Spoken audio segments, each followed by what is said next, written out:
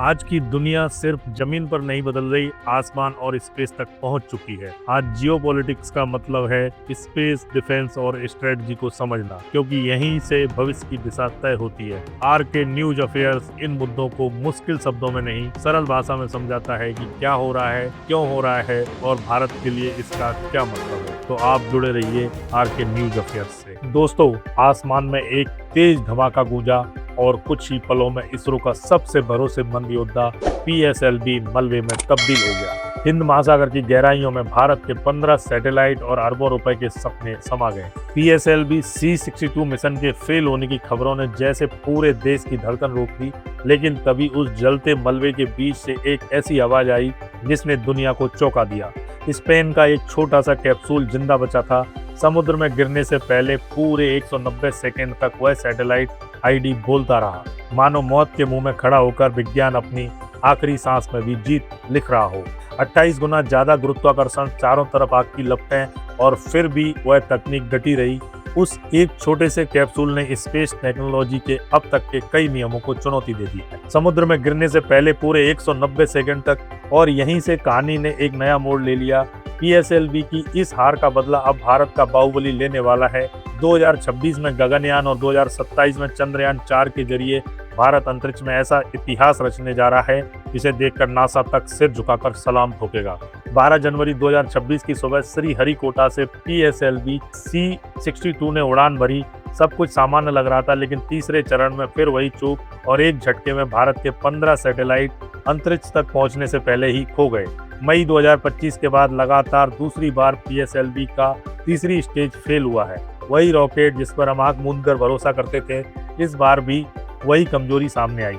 DRDO का करोड़ों का खास जासूसी सैटेलाइट अन्वेषा भी हिंद महासागर में कहीं गुम हो गया। दुनिया भर की मीडिया में सुर्खियां दौड़ने लगी, ISRO mission failed, India faces major setback. Mission control room में मातम पसरा था, वैज्ञानिकों की आंखों में निराशा थी, दिलों में भारीपन। लेकिन दोस्तों, इसी घने अंधेरे में जब सब कुछ खत्म मान लिया गया था, तभी अंतरिक्ष के उसी मलबे से एक आवाज उठी, एक इलेक्ट्रॉनिक सिग्नल जिसने पूरी कहानी का क्लाइमैक्स ही बदल दिया। जहां 15 सैटेलाइट की जलती हुई चिताओं का शोर था, वहीं एक छोटा सा विदेशी मेहमान मौत को मात देकर जिंदा बच निकला। उसने भारत को ऐसा सिग्नल भेजा कि इसरो की पूरी टीम हैरान रह गई। सवाल उठने लगे, आखिर एक फेल हुए रॉकेट के अंदर से कोई कैप्सूल सही सलामत कैसे काम करता रहा? क्या था उस 190 सेकंड के सिग्नल का राज जिसने यूरोपीय स्पेस एजेंसी से लेकर नासा तक को चौकन्ना कर दिया? और अब इसरो किन मिशनों से दुनिया को चौंकाने वाला है? दोस्तों, यह वीडियो सिर्फ एक रॉकेट के गिरने की कहानी नहीं है। यह कहानी है गिरने के बाद दोगुनी ताकत से उठने की। यह कहानी है उस छोटे से KID कैप्सूल की जिसने मौत के मुंह में भी विज्ञान की जीत लिखी। और यह कहानी है उस इसरो की जो अब अंतरिक्ष में महाबली बनकर लौटने की तैयारी कर रहा है। गगनयान से लेकर रहस्यमयी सूर्य रॉकेट तक भारत का अगला कदम क्या है, इसकी झलक आज हम आपको देने वाले हैं। तो अपनी कुर्सी की पेटी बांध दीजिए, क्योंकि यह सफर आपको अंतरिक्ष की उन गहराइयों में ले जाएगा जहां खतरा और रोमांच साथ साथ चलते हैं। मलबे से निकली जिंदगी की आवाज। जब रॉकेट का तीसरा चरण फेल हुआ और सभी सैटेलाइट का भविष्य अंधकार में डूब गया, उसी वक्त एक छोटा सा जांबाज खिलाड़ी मौत के मुंह से बाहर निकल आया। इसका नाम था KID, यानी केस्ट्रल इनिशियल डेमोन्स्ट्रेटर। जी हाँ, यह स्पेन की एक छोटी सी स्पेस कंपनी ऑर्बिटल पैराडाइम का प्रायोगिक री एंट्री कैप्सूल था, जो PSLV C-62 के साथ अंतरिक्ष में जा रहा था। यह कोई भारी भरकम सैटेलाइट नहीं था, महज 25 किलो का फुटबॉल जितना छोटा सा कैप्सूल, लेकिन इसके अंदर छुपी तकनीक किसी चमत्कार से कम नहीं थी। रॉकेट फेल हुआ और बाकी 15 सैटेलाइट मौत का शिकार हो गए, तब इसी KID कैप्सूल ने वो कमाल कर दिखाया जो नामुमकिन लगता था। स्पेनिश स्टार्टअप ऑर्बिटल पैराडाइम ने अपने X अकाउंट पर बताया कि उनका KID कैप्सूल न सिर्फ रॉकेट से सुरक्षित अलग हुआ, बल्कि इसके सिस्टम ऑन हुए और उसने धरती पर मौजूद ग्राउंड स्टेशनों को पूरे 190 सेकंड तक लगातार सिग्नल भेजे। 3 मिनट से भी ज्यादा समय तक, जब बाकी सब कुछ खामोश हो चुका था, यह छोटा सा कैप्सूल मानो चिल्ला चिल्ला कर कह रहा था, मैं जिंदा हूँ, मैं डेटा भेज रहा हूँ। कंपनी ने साफ लिखा, KID सुरक्षित बच गया और उसने महत्वपूर्ण डेटा ट्रांसमिट किया। अब हमारी टीम ट्रेजेक्टरी और अन्य जानकारियों का विश्लेषण कर रही है। लेकिन सबको हैरान करने वाली बात यह है कि इस कैप्सूल ने सिर्फ सिग्नल ही नहीं भेजा, बल्कि उन हालातों को भी झेला जो किसी प्रायोगिक हार्डवेयर को पल भर में तबाह कर सकते थे।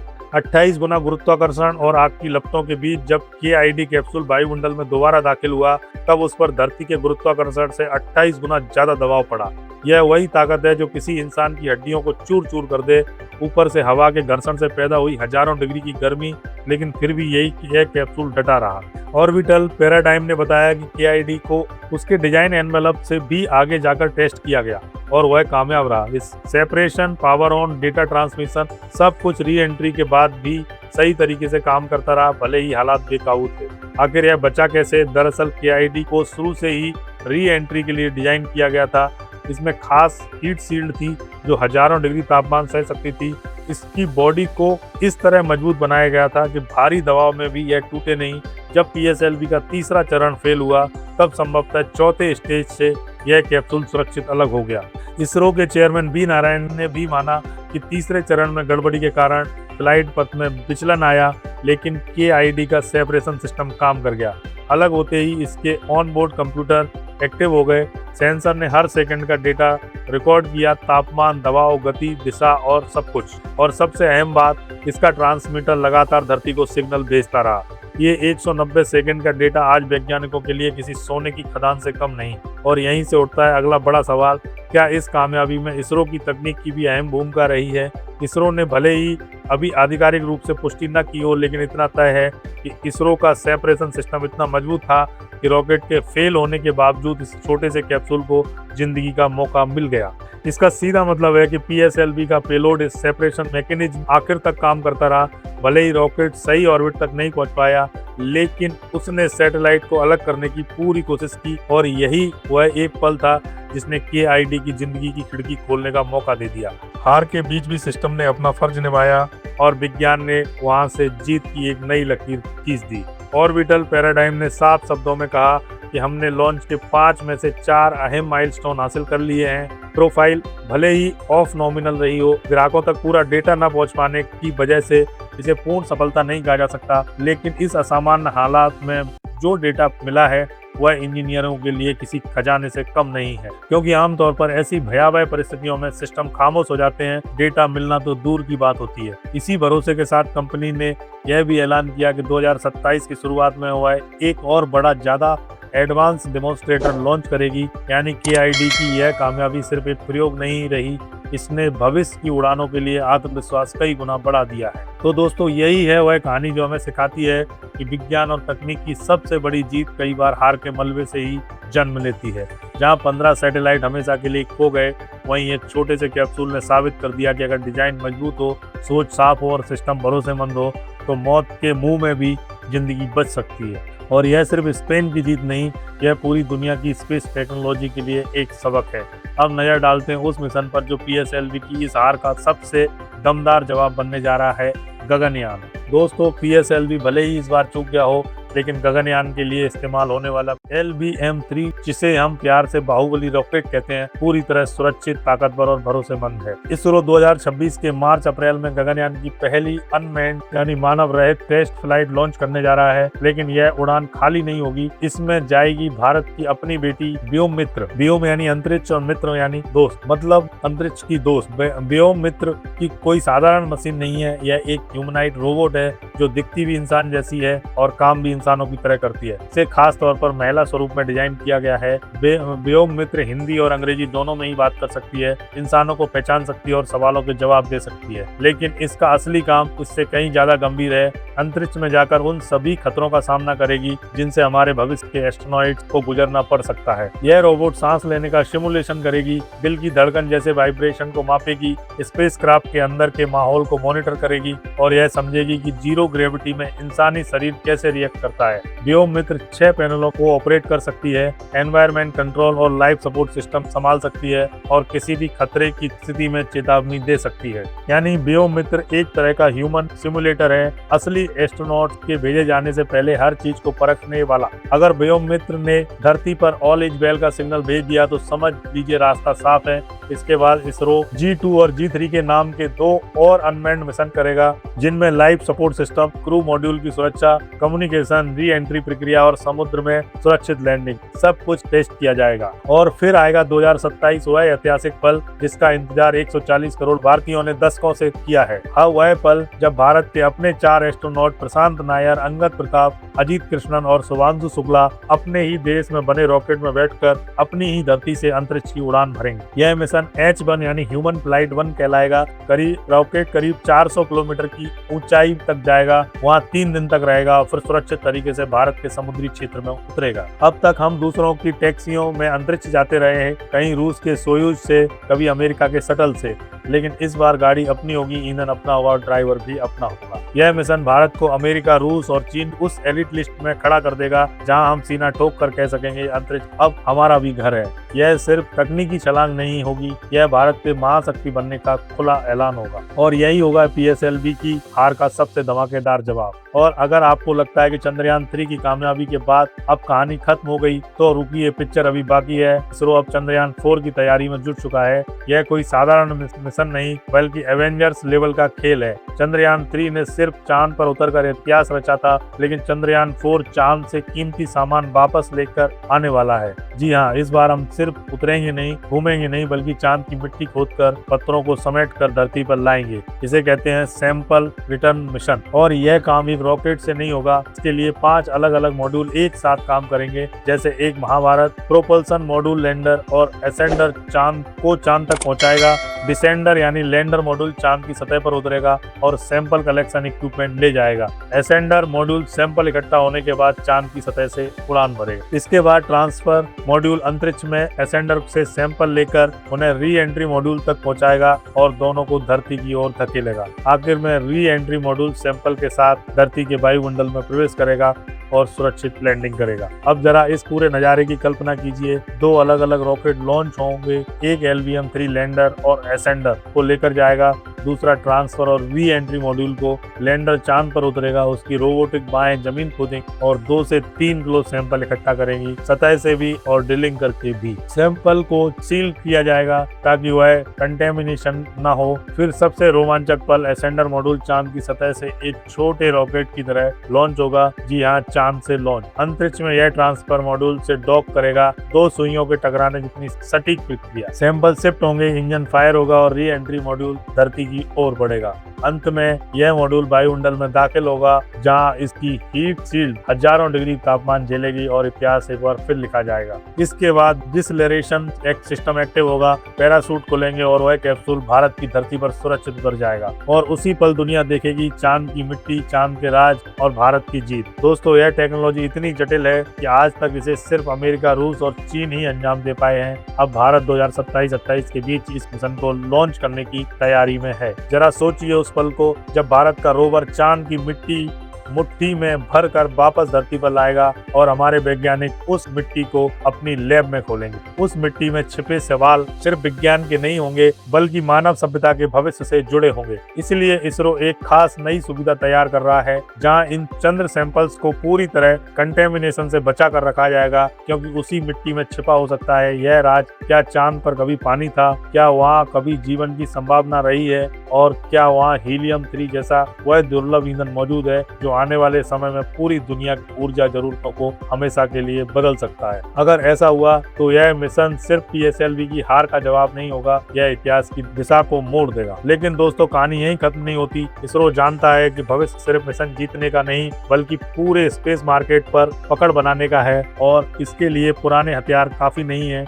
इसलिए पर्दे के पीछे वैज्ञानिक एक ऐसे दानव को जन्म दे रहे हैं जो अंतरिक्ष की दुनिया के सारे समीकरण बदल देगा, और इसका नाम है NGLV, next generation launch vehicle, जिसे प्यार से सूर कहते हैं। यह PSLV का उत्तराधिकारी नहीं बल्कि उससे कई गुना आगे का कदम होगा। जहां PSLV करीब 10,750 किलो का पेलोड ले जा सकता है, वहीं सूर की ताकत 30,000 किलो तक का भार अंतरिक्ष में पहुंचाना है। लेकिन असली क्रांति वजन में नहीं, सोच में है। सूर वह रॉकेट होगा जो जाएगा, काम करेगा और वापस लौटेगा। जी हाँ, यह पूरी तरह से रीयूजेबल होगा, मतलब सैटेलाइट छोड़ने के बाद यह मलबे की तरह समुद्र में नहीं गिरेगा बल्कि शान से वर्टिकल लैंडिंग करेगा। आज रॉकेट लॉन्च इतना महंगा इसलिए है क्योंकि हर बार नया रॉकेट बनाना पड़ता है। यह ठीक वैसा ही है जैसे आप दिल्ली से मुंबई प्लेन से जाएं, वहां पहुंचकर प्लेन जला दें। लेकिन सूर्य एक ही गाड़ी से बार बार सफर करने जैसा होगा। इससे लॉन्च कॉस्ट करीब 50% तक घट जाएगी और पेलोड कैपेसिटी 3 गुना बढ़ जाएगी। तकनीक की बात करें तो यह एक 3 स्टेज रॉकेट होगा। पहले स्टेज में 9 इंजन एक साथ क्लस्टर में काम करेंगे, दूसरे स्टेज में 2 इंजन होंगे।